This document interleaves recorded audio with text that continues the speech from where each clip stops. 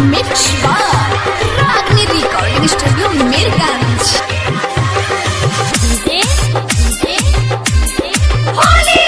अरुण बाबू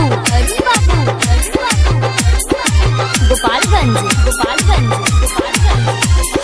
केकरा से ले हम सवार पूजावा आई होली के बाद। केकरा से ले हम सवार पूजावा आई होली के बाद।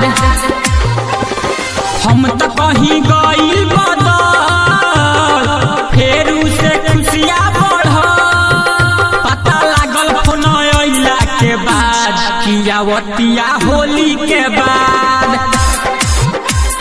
केकरा से ले हम सवार पूजावा आई होली के बाद।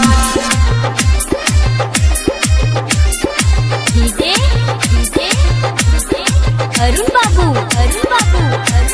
मिक्स बार रागनी रिकॉर्डिंग स्टूडियो मीरगंज।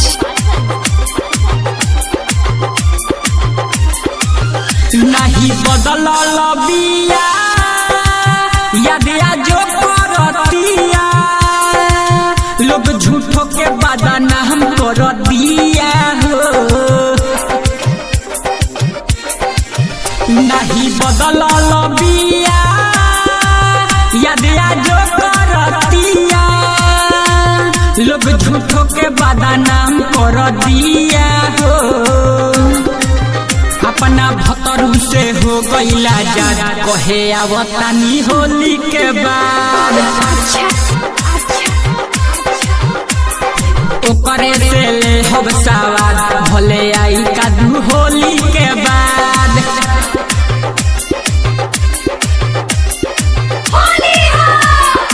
अरुण बाबू गोपालगंज बुलेट राजा लिहे भुवन माजा भल मिथले सहानी के पाजा हो।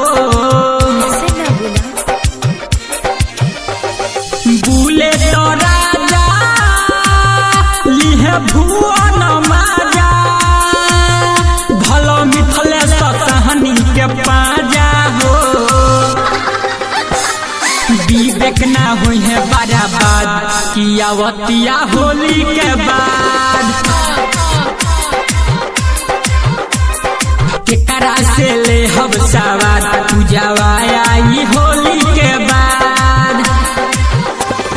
हम तो कहीं गइल बदल फेरू से खुशियाँ बढ़ पता लागल फोन अइला के बाद कियावतिया होली के बाद।